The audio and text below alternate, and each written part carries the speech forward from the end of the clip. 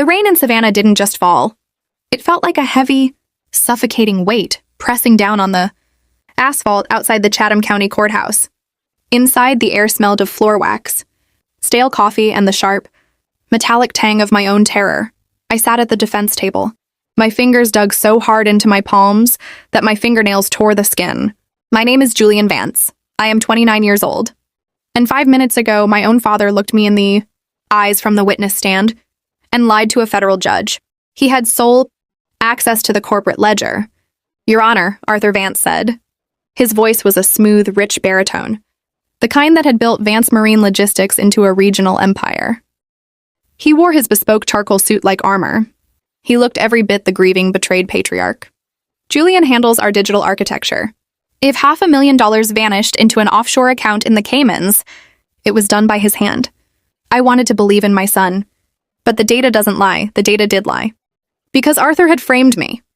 Beside me, my public defender, a tired woman named Marcus with ink stains on her knuckles, sighed heavily. The sound felt like a shovel hitting dirt. Julian, she whispered, her breath smelling of peppermint drops. If we don't take the plea deal before the jury comes back tomorrow, you're looking at 10 years in a federal penitentiary. Your father's signature isn't on a single fraudulent transfer. Yours is on 50. He told me they were compliance authorizations, I choked out, my voice cracking like dry kindling. He's my father. In a federal courtroom, biology doesn't mean a damn thing, she replied, not unkindly. I looked across the aisle.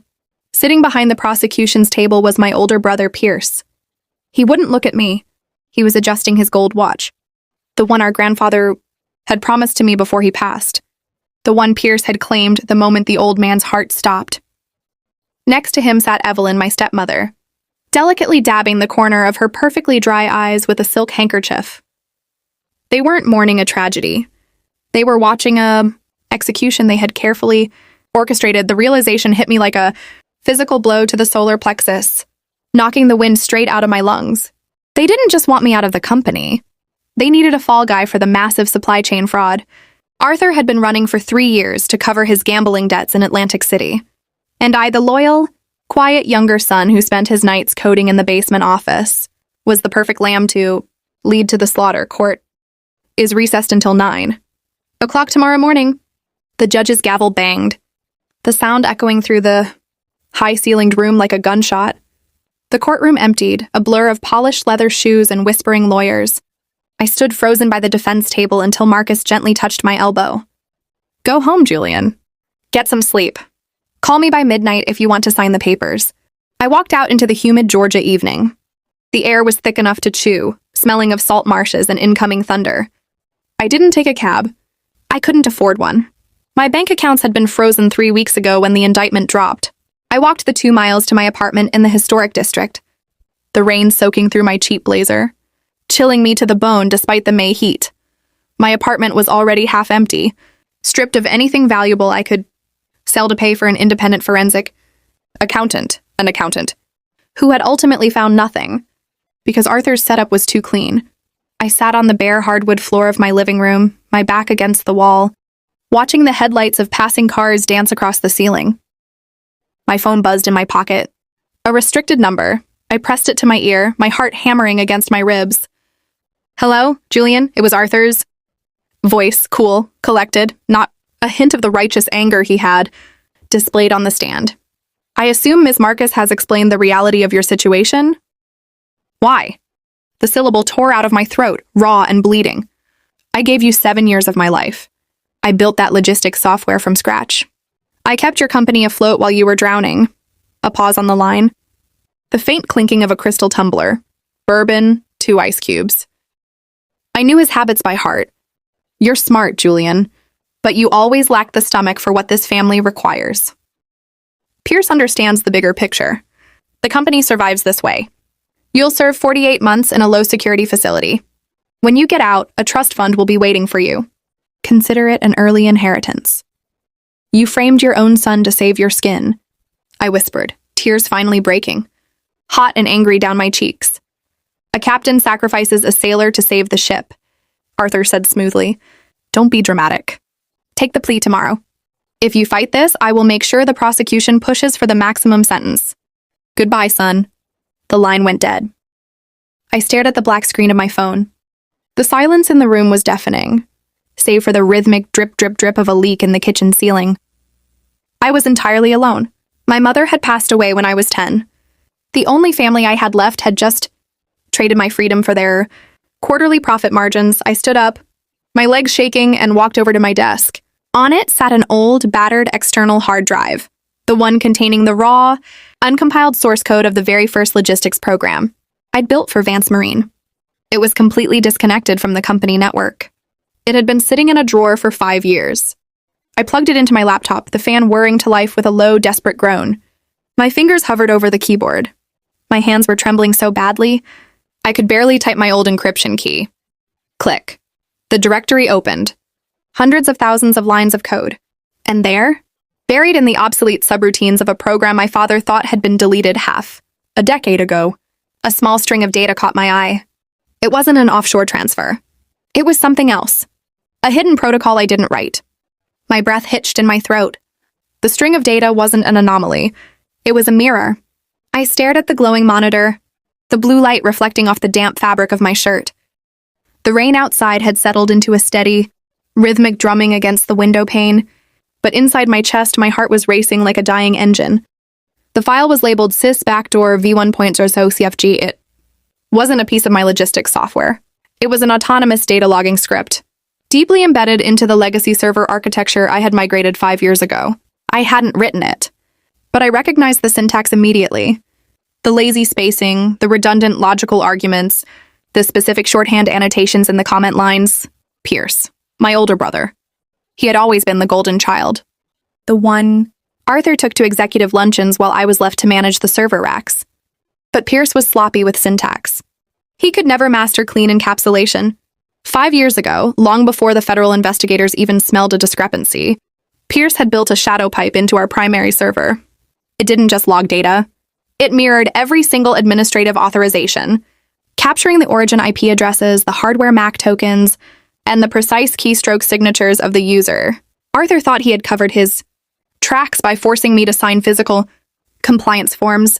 What he didn't know, what Pierce clearly hadn't told him, was that Pierce had been keeping a digital blackmail ledger on our father for half a decade, likely to ensure his own place as sole heir to Vance Marine Logistics.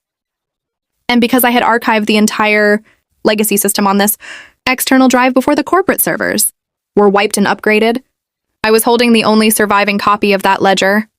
I spent the next 4 hours pulling the threads. My fingers moved across the keyboard with a terrifying, cold precision. The raw panic that had paralyzed me in the courtroom dissolved into something sharp, hard, and entirely sober. By 3:00 a.m., the room smelled of burning copper from my laptop's overworked cooling fan. On my screen sat a timeline. It didn't show my guilt.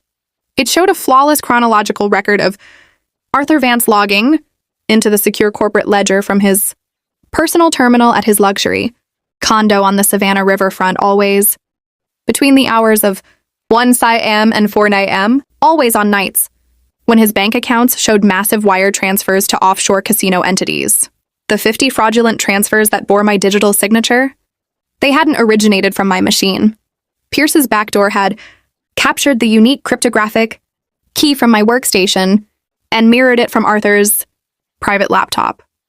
They hadn't just framed me, they had built a digital ghost of me to commit their crimes. The revelation didn't bring relief. It brought a sickening wave of nausea. I leaned over, my head between my knees, breathing in the scent of the old dust beneath my desk. My family hadn't just made a mistake. They hadn't just acted out of survival.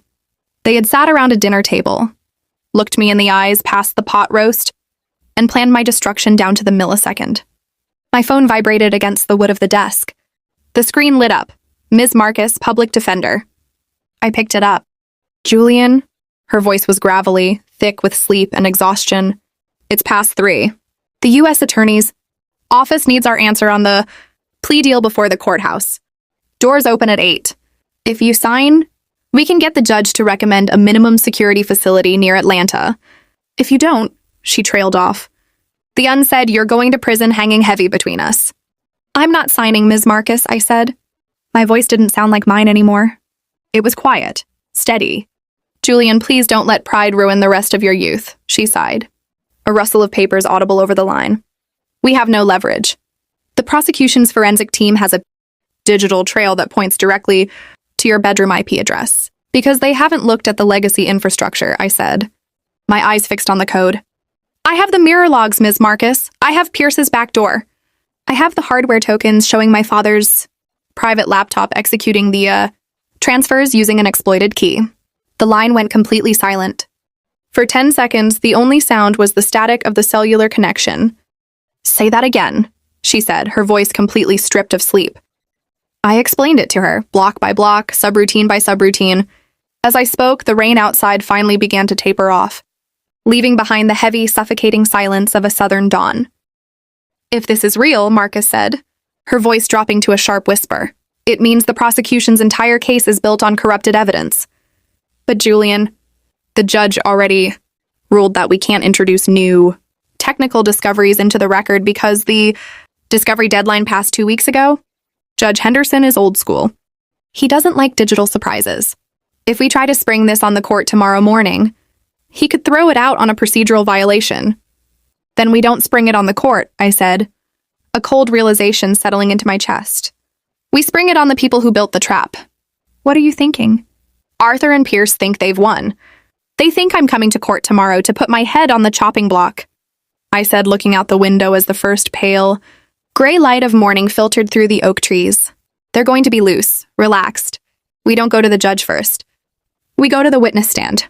Julian, that's incredibly dangerous, Marcus warned. If you crack under cross-examination before we can prove this, you're done. I'm already done if I don't do this, I replied. I'll see you at the courthouse at 8. I hung up, closed the laptop, and packed the external drive into my briefcase. My hands weren't shaking anymore. I walked into the bathroom, splashed freezing water onto my face, and stared at my reflection in the cracked mirror. My eyes were bloodshot, dark circles carving deep hollows beneath them. I looked like a ghost. But as I put on my only clean ironed shirt and tied my tie, I realized something else. For 29 years, I had been the compliant son, the one who apologized when he didn't do anything wrong, the one who took the blame to keep the peace. That version of Julian Vance died in the Chatham County courthouse yesterday afternoon. The humidity inside the Chatham County courthouse on Wednesday morning felt like a damp woolen blanket. The marble hallway outside courtroom 302 was quiet, save for the rhythmic squeak of a janitor's mop somewhere down the corridor. When I walked through the double oak doors, my father and brother were already seated in the front spectator, row behind the prosecution's table. They looked like a spread from a luxury lifestyle magazine. Arthur was whispering something to Pierce, who let out a short, quiet laugh. Evelyn was adjusting her diamond tennis bracelet, her face perfectly composed into a mask of solemn public grief. Then Arthur looked up. His eyes met mine. The smile vanished from his face, replaced by a subtle, tightening glare. He expected me to be slouching, defeated, dragging my feet toward a plea agreement that would secure his freedom. Instead, I walked past him with my chin up, my briefcase gripped tightly in my right hand. I didn't look back. They're refusing to sign. The assistant U.S. attorney, a sharp-featured man named Vance, no relation to us, though he shared our family's predatory instincts, whispered loudly to his colleague, as Ms. Marcus sat down beside me. Julian, Marcus whispered, leaning in so close I could smell the strong black coffee on her breath. The prosecution is furious. They thought this was a done deal. Judge Henderson is in a terrible mood today. If this gamble fails, the jury is going to get this case by lunchtime, and they'll convict you before dinner. It won't fail, I said, though my stomach felt like it was full of broken glass. Just get Pierce on the stand. He's the weak link. All rise for the Honorable Judge Thomas Henderson, the bailiff droned. The courtroom stood. The judge, a man with snow-white hair and eyebrows that looked like thunderclouds, took his seat and immediately looked at our table. Ms. Marcus, I understand from the clerk that your client has rejected the government's final plea offer. Is that correct? Yes, Your Honor, Marcus said, her voice steady and ringing through the room. The defense wishes to proceed with our case in chief. We have one final witness to call. Very well. Call your witness. Marcus turned toward the gallery. The defense calls Pierce Vance. A collective murmur rippled through the few spectators in the room. Pierce froze. He looked at Arthur, whose face had gone completely rigid. For a second, Pierce didn't move. Then, recovering his slick, corporate composure, he straightened his silk tie, stood up, and walked toward the witness stand. He took the oath, his voice smooth and confident. Pierce Vance, Executive Vice President of Vance Marine Logistics. Marcus stepped up to the podium. She didn't look like a tired public defender anymore. Her posture was straight. Her eyes locked onto Pierce like a hawk targeting a field mouse. Mr. Vance, you testified yesterday during the prosecution's case that you had no knowledge of any administrative security breaches within your company's server architecture prior to the federal indictment. Is that still your testimony? Yes, ma'am, Pierce said, offering a patronizing smile to the jury. My younger brother Julian handled all of our digital infrastructure.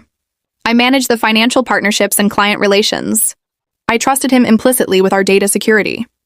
You trusted him, Marcus repeated, walking back to our table. She picked up a thick manila folder, the printed logs. I had spent all night extracting. Then perhaps you can explain what Sister Backdoor v1.0.cfg is? Pierce's smile didn't vanish, but his left eye twitched. A tiny, microscopic movement that only someone who had spent 20 years sitting across from him at breakfast would notice. I have no idea what that is. It sounds like technical jargon. It's an autonomous data logging script.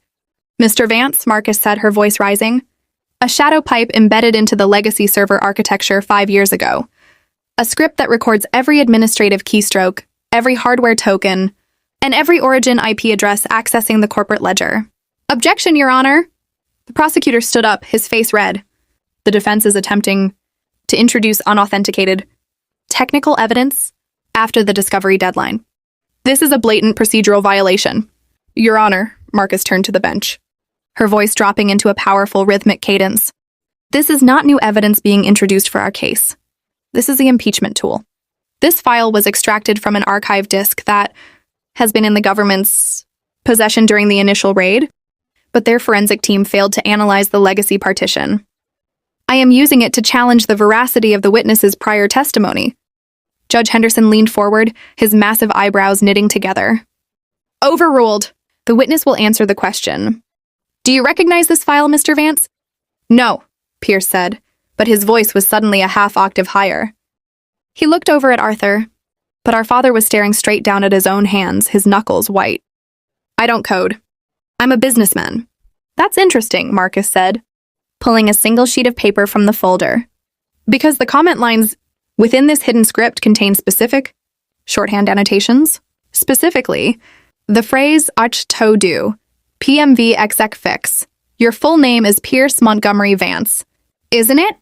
A coincidence, Pierce stammered, a thin line of sweat appearing along his hairline. Anyone could write those initials. Let's talk about another coincidence, Marcus said, stepping closer to the stand. According to the mirrored hardware tokens captured by this very script, the 50 fraudulent transfers that framed my client didn't originate from his terminal. They originated from a hardware MAC address matching a 2024 MacBook Pro. Specifically, the laptop issued to your father, Arthur Vance. The courtroom went dead silent. The only sound was the low hum of the air conditioner. And do you know what else this script recorded, Pierce? I couldn't stop myself. I stood up from the defense table, ignoring Marcus's frantic hand gesture to sit down. I looked my brother straight in the eyes. It recorded that you accessed that backdoor 3 days ago from your private IP address in the middle of the night to delete the archive trail. But you forgot one thing. I kept the offline migration backup from 5 years ago. Sit down, Mr. Julian Vance, the judge warned, but his voice lacked any real bite. He was staring at Pierce, who had turned a sickly shade of gray. It wasn't me, Pierce suddenly blurted out, his polished corporate mask completely shattering.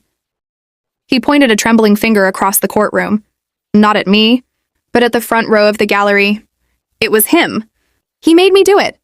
Arthur told me if we didn't find a way to clear the Atlantic City debts, the bank was going to foreclose on the shipping fleet. He told me Julian would just get probation because he didn't have a record. A loud gasp erupted from the gallery. Evelyn stood up, her face twisted in horror, while Arthur slowly closed his eyes, leaning back against the wooden bench as if he had just been struck by lightning. Pierce was hyperventilating now, leaning over the witness stand, his expensive tie dangling in the air. I just wrote the script to protect myself. I didn't want to go down with him. You have to believe me, I didn't mean for Julian to go to prison. I stood there, watching my brother fall apart on television-ready display. And for the first time in 3 weeks, I could actually breathe. The suffocating weight in my chest didn't just lighten. It evaporated. Judge Henderson looked at the crumbling witness, then at the stunned prosecutors, and finally at me. He banged his gavel once. Court will recess for 30 minutes. Counsel in my chambers now. The carpet in Judge Henderson's chambers smelled of old leather and pipe tobacco, a stark contrast to the sterile floor wax of the courtroom. The judge sat behind a massive mahogany desk littered with legal briefs, his white hair catching the pale morning light cutting through the blinds. Ms. Marcus stood to my left.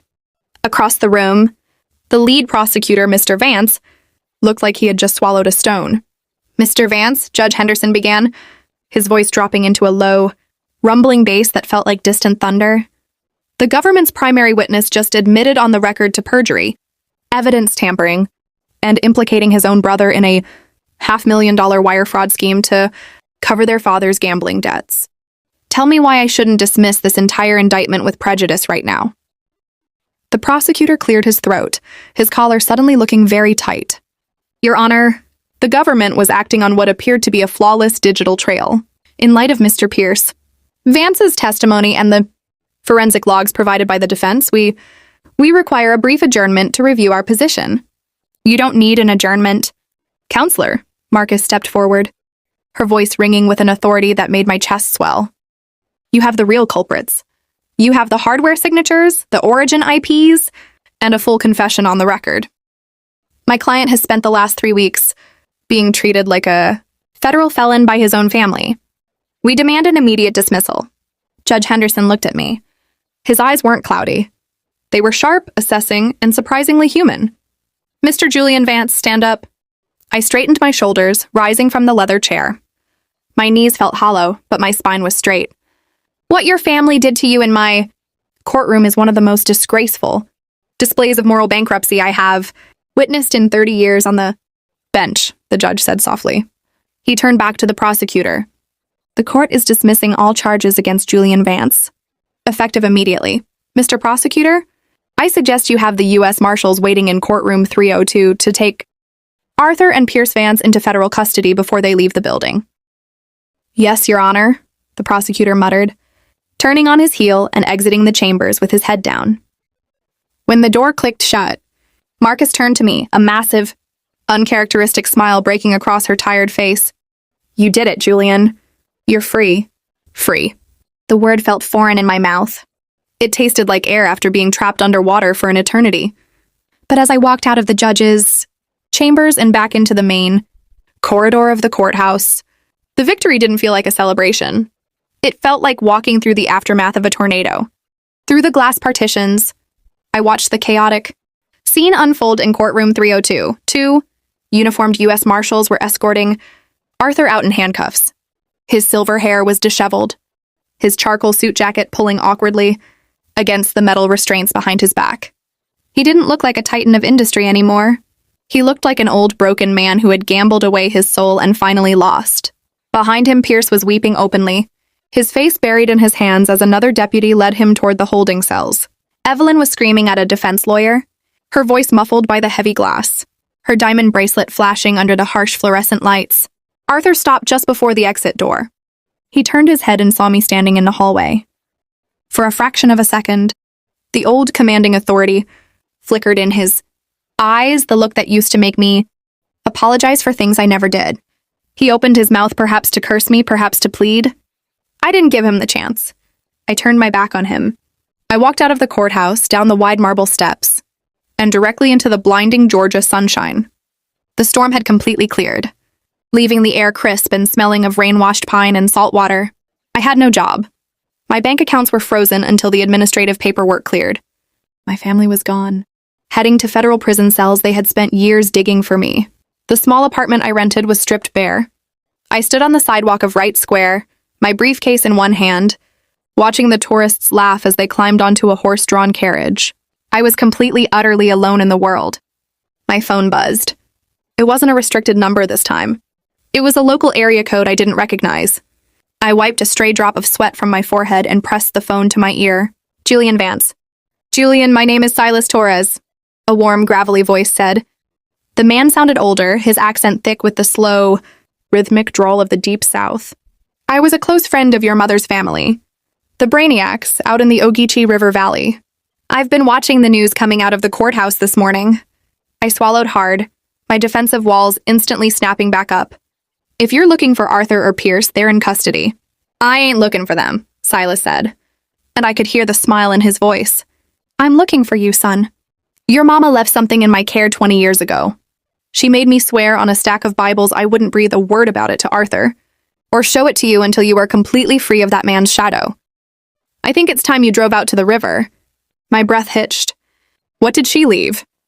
The drive out to the Ogeechee River took me away from the, manicured squares of downtown Savannah and deep into the heart of the low country.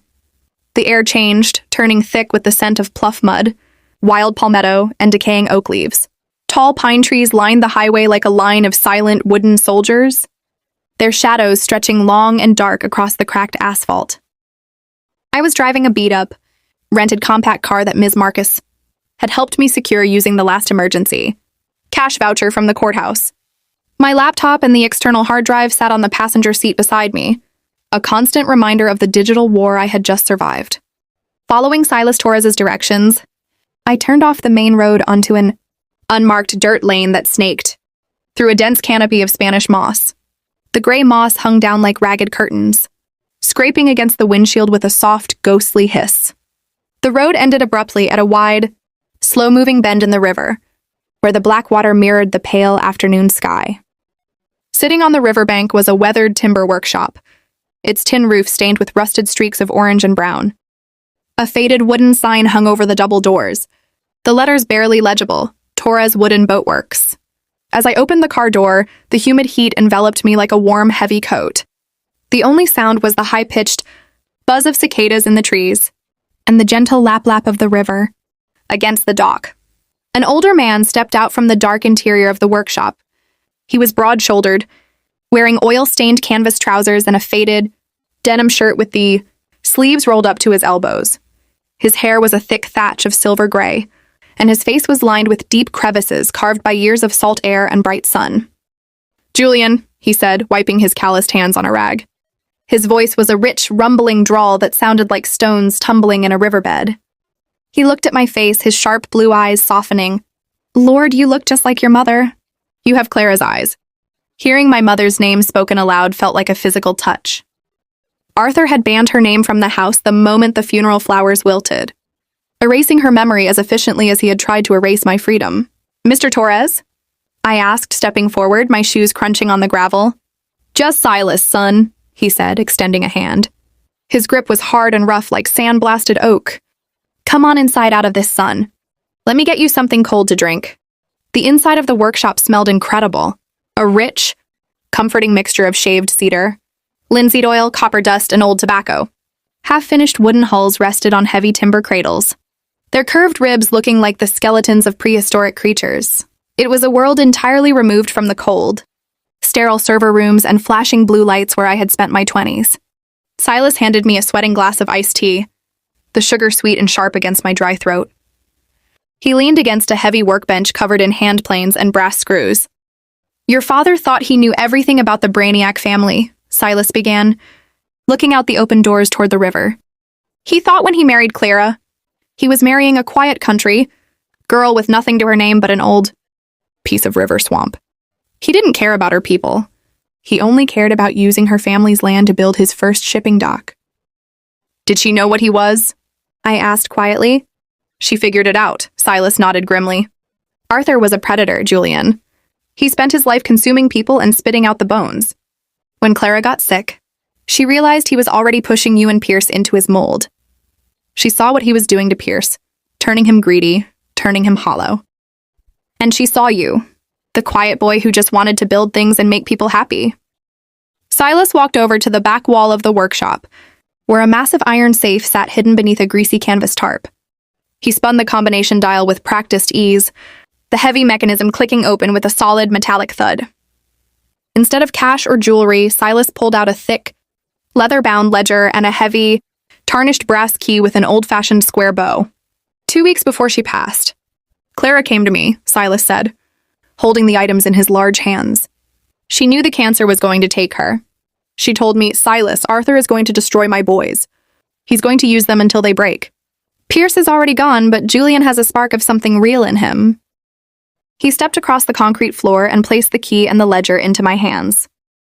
The leather was cold, smelling of old paper and cedar shavings. This key belongs to a safety deposit box at the Planters Trust in Statesboro, Silas whispered, his voice dropping into a solemn register. Arthur never knew it existed.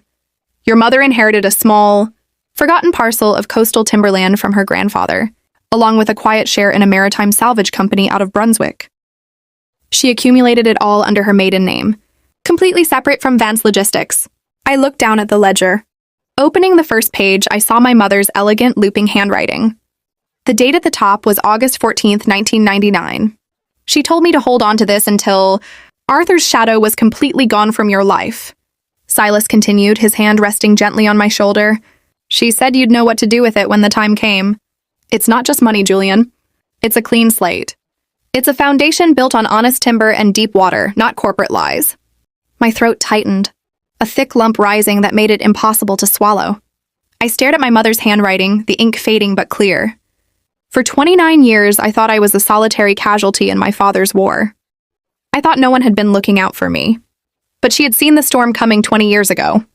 She had laid a brick in the dark to give me a place to stand when the world collapsed. There's something else, Silas said, his eyes turning serious as he looked toward the dirt road outside. Arthur and Pierce are in jail, but a cornered animal still has teeth. Evelyn's lawyers are already trying to freeze every asset tied to the Vance name to protect her lifestyle. And they're looking for anything you might have taken from the corporate servers. You're free from the law, Julian, but you ain't safe yet.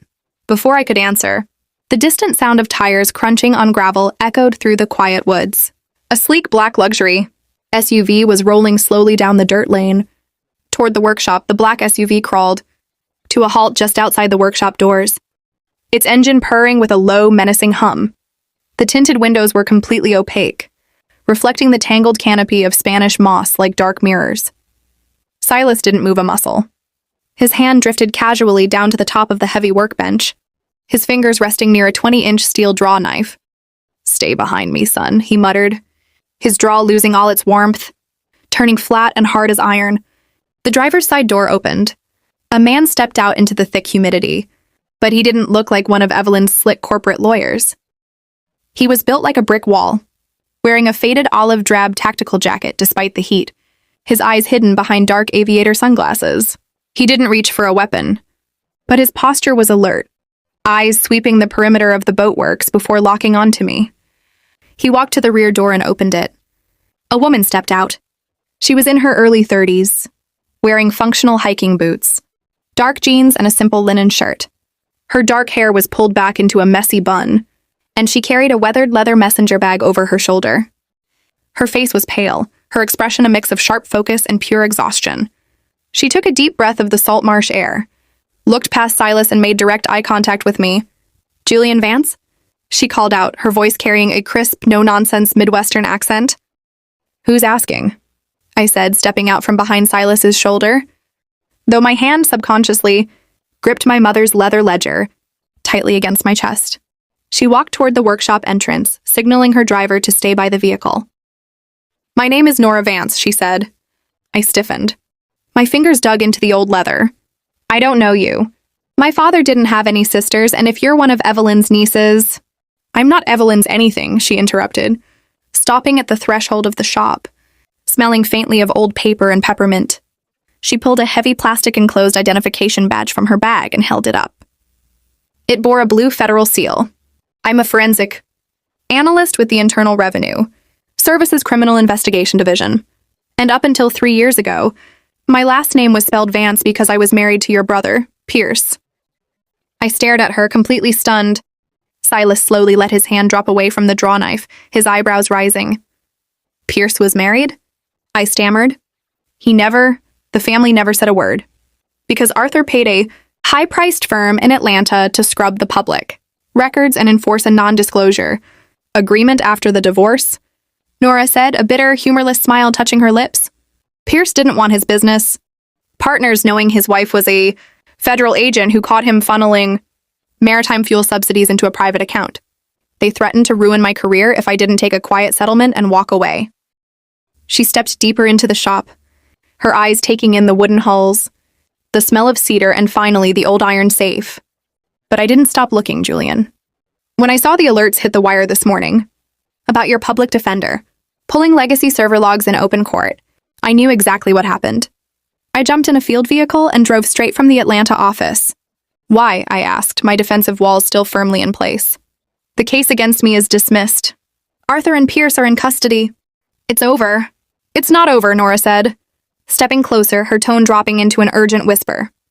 The U.S. attorney only cares about the wire fraud because it was an easy win with Pierce's breakdown on the stand. But they're missing the scale of what Arthur was actually doing. Vance Marine Logistics wasn't just hiding gambling debts. They were masking a massive international asset stripping scheme. Evelyn is currently on her way to a private charter terminal at Savannah Hilton, Head International Airport. She has power of attorney over the remaining offshore shell companies, and she's trying to liquidate $60 million in maritime assets before the federal government can issue a freeze order. The sheer scale of the lie made my head spin. $60 million. Arthur had been willing to send his youngest son to a federal penitentiary for a measly $500,000 just to keep the smokescreen intact while the real wealth was stripped away.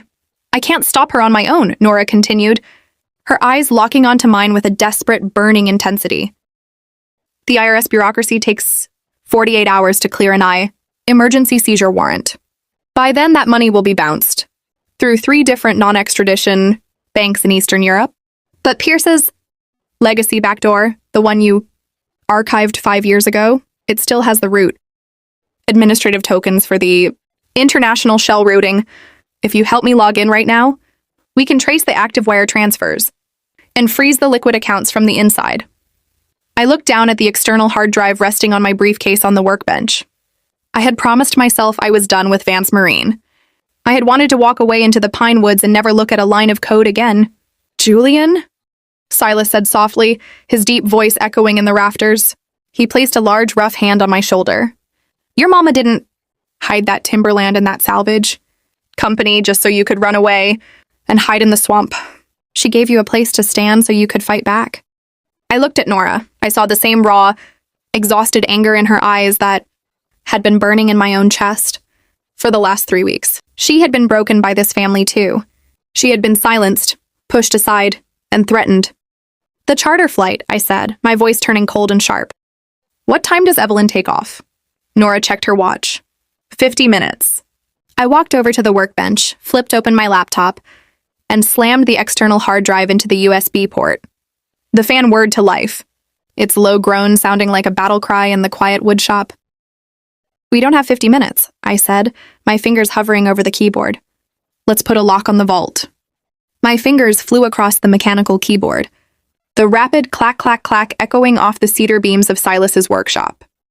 The air inside the shop felt electrically charged, thick with the scent of sawdust, and the ozone smell of my laptop's cooling fan pushing itself to the absolute limit. Nora leaned over my shoulder, the faint scent of her peppermint mints mixing with the sharp tang of linseed oil. She laid a ruggedized government tablet onto the workbench, its screen displaying a live, flashing map of corporate bank accounts stretching from Savannah to Zurich. Evelyn's lawyers just initiated a bulk wire transfer, Nora said, her voice taut, pointing a manicured finger at a rapidly ascending digital ticker. $32 million from the Vance Marine. Primary operating account is being converted into digital bearer bonds. It's routing through a holding node in Cyprus. Once that progress bar hits 100%, the money vanishes into the ether. Not on my watch, I muttered. The legacy backdoor Pierce had written wasn't just a passive observer, because it was coded into the core operating system of the company's oldest servers. It held what programmers call root-level persistence. Arthur and his high-priced security auditors had upgraded the user interface, but they had left the foundation untouched. It was like changing the locks on the front door of a house, but leaving a massive, hidden tunnel leading straight into the basement vault. I bypassed the standard firewalls, using the cryptographic key I'd extracted the night before. Enter secure root enclave validating token. Access granted. User, Pierce Vadmin. I'm in, I whispered, a cold sweat breaking out across my collarbone. I'm looking at the transaction pipeline. Evelyn isn't doing this from an office. The IP address ping is coming from a cellular hotspot. She's actively approving the transfers. From the back of a moving car on Interstate 95. Can you kill the connection? Nora asked, her face inches from mine, her eyes wide. No, if I sever the connection completely, the banking protocol defaults to a rollback state, which means the money drops back into the primary account, and her legal team can just try again from a different jurisdiction. I explained, my eyes tracking lines of scrolling green data. I have to do something more permanent. I'm going to redirect the routing protocol. I'm rewriting the target routing numbers in the middle of the transfer. To where? Silas asked, his deep voice rumbling from the shadows near the door. He was holding a heavy iron wrench, his eyes fixed on the dirt road outside, still acting as our sentry. I looked up at Nora, a small, grim smile forming on my lips. To the asset seizure escrow account of the Internal Revenue Service. Nora, I need your agency's routing signature, now. Nora didn't hesitate. She tapped a sequence into her tablet, generating a temporary, high-security federal deposit token. She read the string of characters aloud, her voice clear and unwavering in the humid heat of the shop. I typed the characters in, my fingers moving with a terrifying, absolute certainty. This was the software I had spent 7 years of my life building, refining and protecting. I knew its weaknesses better than anyone alive. I isolated the Cyprus-bound data packets, wrapped them in a new layer of encryption, and injected the IRS routing token directly into the stream header. On the screen, the progress bar for the $32 million transfer hit 92%, 95, 98. The fan on my laptop shrieked as the encryption engine finalized the handshake. Transaction complete. Target routing route, IRSC escrow BBN 2026. Status, funds seized frozen.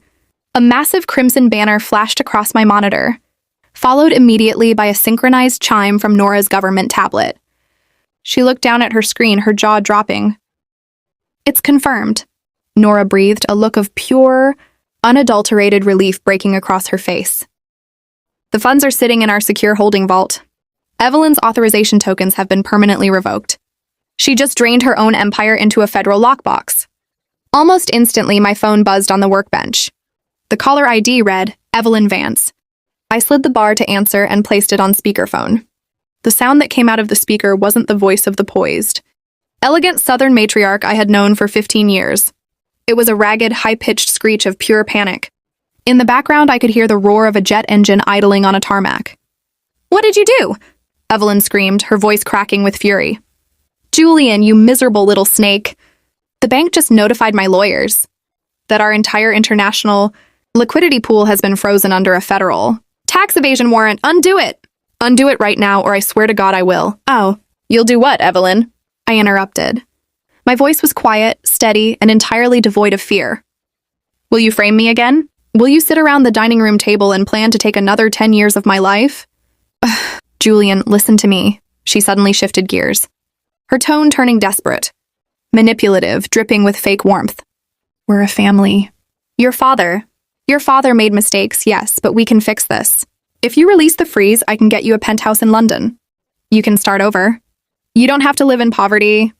I'm not in poverty, Evelyn, I said, looking over at the leather-bound ledger my mother had left me, and then at Silas, who was smiling broadly in the sunlight. For the first time in my life, I'm rich. Because I'm completely done with you. Tapped the screen, ending the call, and shut my laptop with a definitive snap. The silence that returned to the boatworks was beautiful.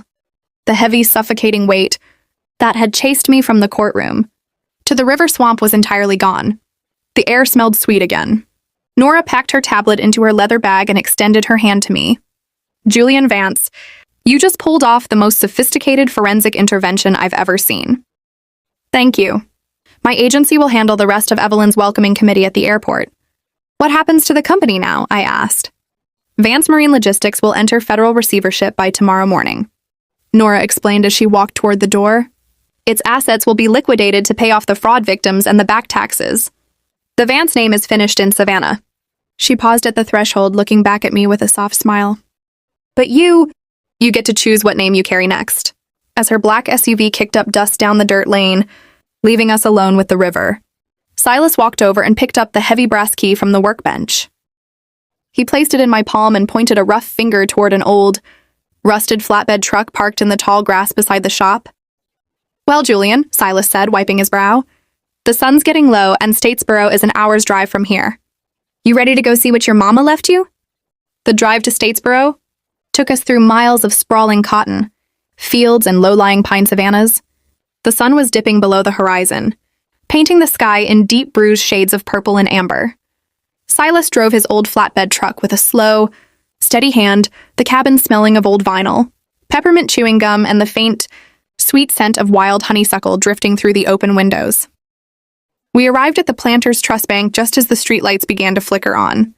It wasn't a modern glass-walled structure. It was a stately, century-old brick building with towering white columns that looked like they had weathered a dozen hurricanes.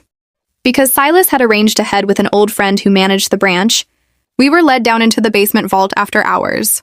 The air down there was cool, damp, and smelled heavily of old paper, cold stone, and brass polish. The manager, an elderly man with a kind smile, inserted his master key into box 412, then stepped back to allow me to use the heavy, tarnished square bow key my mother had left behind. The lock turned with a heavy, satisfying clack. I pulled the long metal box out and carried it to a private viewing table. Silas stood back by the heavy steel vault door, giving me my space, his arms crossed over his chest like a silent guardian. My hands shook slightly as I lifted the lid. Inside lay 3 distinct bundles wrapped in yellowed parchment paper and tied with faded blue twine. On top of them was a single, sealed envelope with my name written on it in my mother's unmistakable, elegant script for my Julian. I broke the wax seal, the crisp paper crinkling under my fingers.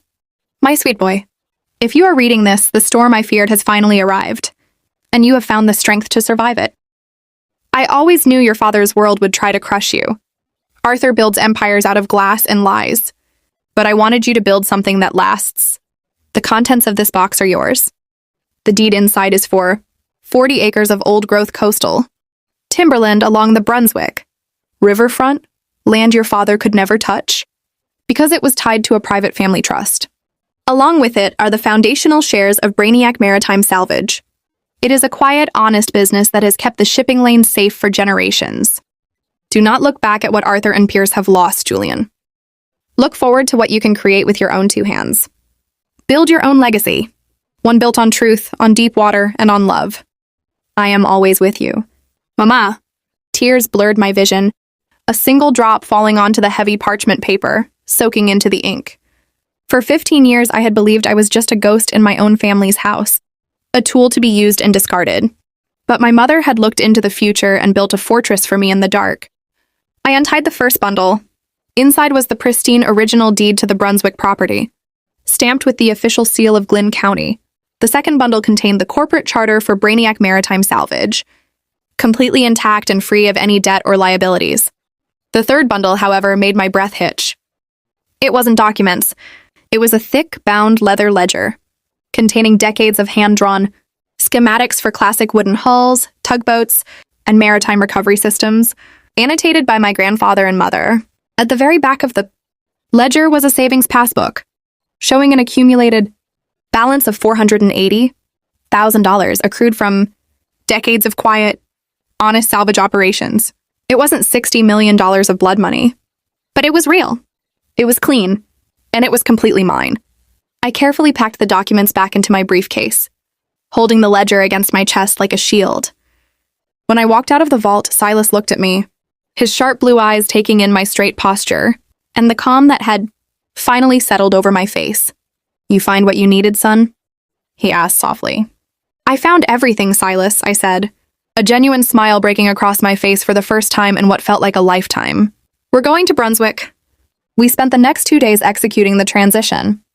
While Nora's team at the IRS systematically dismantled Vance Marine Logistics in Savannah, meticulously stripping Arthur, Pierce, and Evelyn of every fraudulent asset they possessed, Silas and I loaded the old flatbed truck with my laptop, my legacy hard drive, and the essential tools from the boatworks. On Friday morning, we pulled into the Brunswick property. The site was breathtaking. 40 acres of ancient live oaks draped in Spanish moss, their massive branches sweeping down to touch a pristine, deep-water private dock on the river. Sitting at the edge of the water was a massive, weathered steel and timber workshop. It was covered in ivy, the paint peeling, but the foundation was solid rock and poured concrete. Above the wide sliding doors, a rusted iron sign swayed gently in the Atlantic breeze. Brainiac Maritime. I stepped out of the truck, the salty sea air filling my lungs, wiping away the last lingering taste of the courtroom floor wax. The sun was bright and hot, reflecting off the water like a million scattered diamonds. I walked out to the very edge of the wooden dock, looking out toward the open ocean where the river met the sea. I pulled my old corporate ID badge from Vance Marine Logistics out of my pocket, the one that labeled me as a secondary system administrator under Arthur's shadow. I threw it into the water. I watched it sink beneath the dark, heavy surface until it vanished completely. I heard boots crunching on the gravel behind me. Silas walked up carrying a heavy iron toolbox, followed by Nora, who had driven down from Savannah to hand-deliver the final certified copies of my complete exoneration papers from the federal court. "Well, Julian," Nora said, leaning against the wooden piling, her dark hair catching the wind. "The U.S. Attorney officially closed your file this morning. Arthur and Pierce are being transferred to a federal detention center in Atlanta on Monday to await sentencing. They're looking at 15 years each. It's completely over." I looked at the massive, empty workshop behind us, then down at my hands that were ready to stop, typing passwords for liars, and start building something real. "No, Nora," I said, looking out at the endless horizon. "It's not over. It's just beginning." The smell of salt air, wet pine, and burning welding rod became the new rhythm of my life. For 3 months, the Brunswick property wasn't just a business site. It was my monastery, my gym, and my sanctuary. Every morning at dawn, when the mist was still thick enough to hide the marsh grass, I was out on the dock. My hands, once soft from typing on mechanical keyboards in air-conditioned server rooms, were now calloused, scarred, and stained with mahogany stain and marine grease. I didn't care. Every blister felt like an entry fee for a life I actually chose. Silas had moved his essential tools down from the Ogeechee riverfront, and together we spent 18 hours a day bringing Brainiac Maritime back to life. The massive steel-framed workshop was cleared of 20 years of accumulated cobwebs. We repaired the heavy hydraulic boat lifts, rewired the overhead gantry cranes, and brought the yard's primary asset, a rugged, 70-foot steel-hulled salvage tug named the Clara, out of dry dock. The Clara was a beast of a boat. She wasn't sleek or pretty like the luxury yachts Arthur used to transport his high society clients, but her twin diesel engines were immaculate, maintained by my grandfather with obsessive care before he passed. When we fired them up for the first time in August, the deep, thunderous roar shook the wood of the dock and sent thousands of marsh birds scattering into the blue Georgia sky. I stood in the wheelhouse, my hands on the heavy brass helm, feeling the vibration of the engines travel straight up, through my boots and into my spine.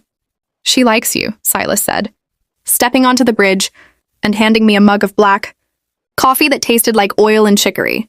He looked out through the salt-crusted windows at the river. "Your granddaddy always said a boat knows when a man's heart is steady. She can tell you ain't running away no more." "I'm not running," I said, taking a sip of the scalding coffee. "I'm anchoring." My phone buzzed on the helm station. It was Nora. Over the last 90 days, she had become a regular fixture at the yard, balancing her federal caseload in Savannah with weekend trips down to Brunswick. She claimed it was to monitor the transition of the corporate assets. But when she showed up in a faded flannel shirt to help us scrape barnacles off the Clara's hull, I knew it was something else. She needed to see the Vance ghost die just as badly as I did. "Julian!" Her voice came through crisp, but there was a weight to it. "The Asset Forfeiture Division just finished the public auction of Vance Marine Logistics remaining inventory. The corporate name has been legally dissolved." I looked out at the water, watching a brown pelican dive for a mullet. "And Arthur and Pierce?" "Their sentencing hearing was completed 2 hours ago in Atlanta," Nora said, pausing for a beat. I could hear the background hum of the federal building behind her. "Arthur received 12 years, no parole. Because of his cooperation and his full confession, Pierce got 7. They're being sent to a medium security facility in North Carolina. Evelyn's legal team managed to keep her out of prison, but she's broke, Julian. The court stripped her of the Savannah condo, The jewelry, the accounts, everything. She's living in a rental apartment in outskirts of Atlanta, working as a retail clerk. I closed my eyes, waiting for the old surge of anger, the bitter satisfaction, or even the familiar knot of anxiety to tighten in my stomach. Nothing happened. My chest remained perfectly light. The news felt like reading a weather report for a city I had never visited. "Julian, you there?" Nora asked softly. "I'm here," I said, opening my eyes to look at the name Clara painted in clean, white letters on the bow of our boat. "Thanks for telling me, Nora, but that's their story. It's not mine." "I know," she said, and I could hear the relief in her voice. "Are we still on for dinner at the Crab Shack tonight?" "Silas says he's cooking his famous low country boil." 6 o'clock sharp, I smiled. "Bring an appetite." I hung up and walked down the companionway to the main deck. The afternoon sun was hot, baking the timber of the dock, releasing that rich, nostalgic smell of creosote and river water. I picked up a heavy orbital sander and went back to work on the starboard gunwale of the tug. The steady white noise hum of the machine filled my ears as I smoothed down the rough patches of weathered wood, sending fine plumes of cedar, dust into the air where they caught the light like gold flakes. For 29 years, I had been defined by what my family took from me: my confidence, my voice, my labor, and very nearly my freedom. I had spent my entire youth trying to earn the love of a father who only saw me as a liability shield, and a brother who viewed my loyalty as a weakness to exploit. But as I looked around the yard, at Silas checking the oil lines, at the vast blue horizon of the Atlantic opening up before us, and at the clean money sitting in the bank to fund our first commercial salvage contract next week, I realized something profound. The fire they threw me into didn't destroy me. It just burned away the wood until only the steel was left. I turned off the sander, wiped the sweat from my brow with the back of my arm, and looked down at the dark, deep water beneath the hull. The tide was coming in, strong and clean, erasing the footprints we had left in the mud along the bank. The morning of October 12th brought a crisp, northern bite to the Brunswick air. The marsh grass had turned from a vibrant summer green to a deep, shimmering gold waving gently in the Atlantic breeze. We were standing on the deck of the Clara, 20 miles off the Georgia coast.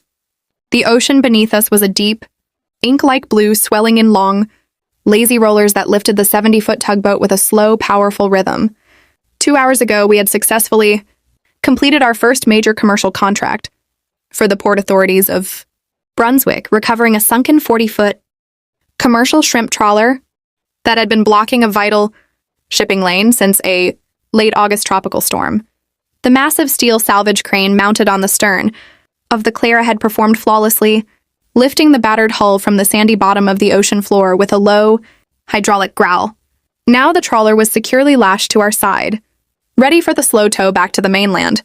I stood in the wheelhouse, my hands resting lightly on the brass helm. My face was tanned dark from months on the water, lines of salt crusting around the edges of my baseball cap. Beside me, Silas was monitoring the diesel temperature gauges, a pipe unlit between his teeth, his face a picture of absolute contentment.